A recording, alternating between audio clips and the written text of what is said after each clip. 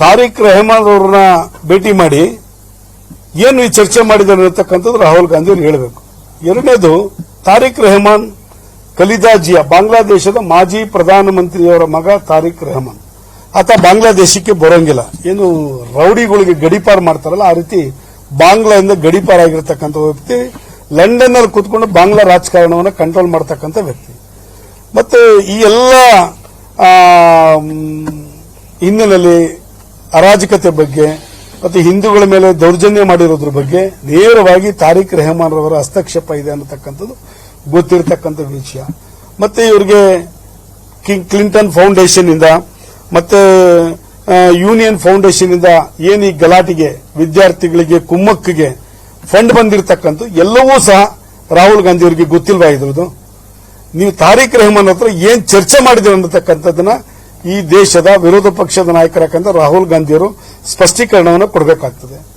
ಒಂದು ದೇಶದ ವಿರೋಧ ಪಕ್ಷ ನಾಯಕರು ಮತ್ತೊಂದು ದೇಶಕ್ಕೆ ಹೋಗಬೇಕಾದ್ರೆ ಕೆಲವೊಂದು ಪ್ರೋಟೋಕಾಲ್, ಕೆಲವೊಂದು ರೀತಿ ನಿಯತಿಗಳಿದೆ. ಅವರು ಸ್ಪೀಕರ್ ಅವರಿಗೆ ಗಮನಕ್ಕೆ ತರಬೇಕು, ಏನಕ್ಕೆ ಹೋಗ್ತಾ ಇದೀವಿ ಅನ್ನತಕ್ಕಂಥದ್ದು ಹೇಳುವಂಥದ್ದು ಇರಬೇಕು. ಈ ಎಲ್ಲವೂ ಸಹ ಗೌಪ್ಯವಾಗಿ ನೀವು ಹೋಗಿ ಭೇಟಿ ಮಾಡಿರ್ತಕ್ಕಂಥ ಹಿನ್ನೆಲೆ ಏನು? ನೀವು ಹೋಗಿ ಬಂದ ಮೇಲೆ ಬಾಂಗ್ಲಾದೇಶದಲ್ಲಿ ನಡೆದಿರ್ತಕ್ಕಂಥ ರಾಜಕಾರಣದ ಅರಾಜಕತೆಗೆ, ವಿಶೇಷವಾಗಿ ಹಿಂದೂಗಳ ಮೇಲೆ ನಡೆದಿರ್ತಕ್ಕಂಥ ಅರಾಜಕತೆಗೆ ಕಾರಣ ಯಾರು ಅನ್ನತಕ್ಕಂಥದ್ದು ಸ್ಪಷ್ಟೀಕರಣವನ್ನು ಕೊಡಬೇಕು. ಮತ್ತೆ ಇಲ್ಲಿ ನಿಮ್ಮ ಪಕ್ಷದ ಮುಖಂಡರುಗಳು, ಅದು ಸಲ್ಮಾನ್ ಖುರ್ಷಿದ್ದರ್ ಆಗ್ಬೋದು, ರುಬಿಯಾ ಮುಫ್ತಿಯವರಾಗ್ಬೋದು, ಇವರೆಲ್ಲವೂ ನಿಮ್ಮ ಒಕ್ಕೂಟದ ಸದಸ್ಯರುಗಳು ನಮ್ಮ ದೇಶದಲ್ಲೂ ಈ ತರ ಮುಂದಿನ ದಿನಗಳ ಘಟನೆಗಳು ನಡೀಬಹುದು ಅನ್ನತಕ್ಕಂಥ ಹೇಳಿಕೆಗಳು ನೋಡ್ತಾ ಇದ್ರೆ ನಿಮ್ಗೆ ಇವೆಲ್ಲವೂ ಗೊತ್ತಿದ್ಯಾ? ಈ ದೇಶದಲ್ಲೂ ಅರಾಜಕತೆಯನ್ನು ಸೃಷ್ಟಿ ಮಾಡಲಿಕ್ಕೆ ಎಲ್ಲೋ ಒಂದ್ ಕಡೆ ಹುನ್ನಾರ ಮಾಡಿದಿರಾ ಅನ್ನತಕ್ಕಂಥದ್ದು ಸ್ಪಷ್ಟವಾಗಿ ಕಂಡು ಬರ್ತದೆ.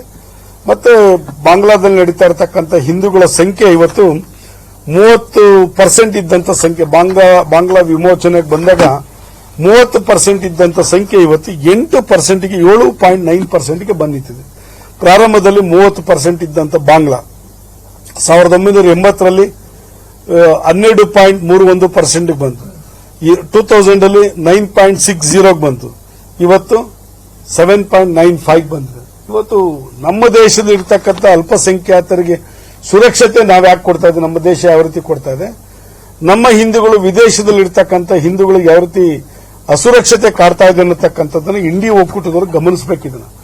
ಒಬ್ಬರೇ ಒಬ್ರು ಸಹ ಬಾಂಗ್ಲಾದಲ್ಲಿ ಹಿಂದೂಗಳ ಮೇಲೆ ನಡೀತಾ ಇರತಕ್ಕಂಥ ದೌರ್ಜನ್ಯ ದಬ್ಬಾಳಿಕೆ ಬಗ್ಗೆ ಖಂಡಿಸ್ತಕ್ಕಂಥ ಒಂದು ನೈತಿಕತೆ ಇವತ್ತು ಕಾಂಗ್ರೆಸ್ ಆದಿಯಾಗಿ, ತೃಣಮೂಲ ಕಾಂಗ್ರೆಸ್ ಆದಿಯಾಗಿ, ಎಸ್ಪಿ ಆಗಿ ಯಾರಿಗೂ ಸಹ ಒಂದು ನೈತಿಕತೆ ಇಲ್ಲ ಅನ್ನತಕ್ಕಂಥದ್ದನ್ನು ಭಾರತೀಯ ಜನತಾ ಪಾರ್ಟಿ ಬಲವಾಗಿ ಖಂಡಿಸುತ್ತೆ.